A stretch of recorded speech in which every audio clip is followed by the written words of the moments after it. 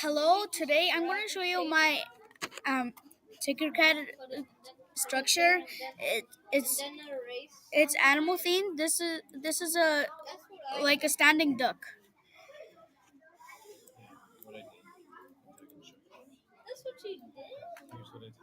Right here, right as you can see, really this is just the opposite area. It says back, but it's actually meant to be the forward by mistake.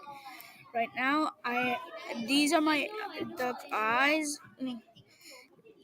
These are my duck eyes. This is the beak. These two are the arms. And these two are the arms. Okay. You see this? You might want to know how it is rounded. You can see, but you can see.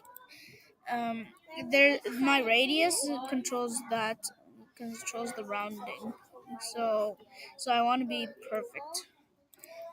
Now we have the feet on the bottom.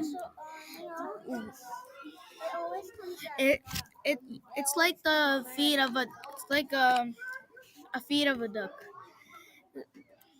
and we got on the side. It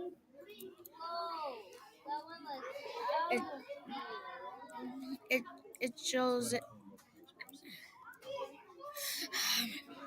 it shows the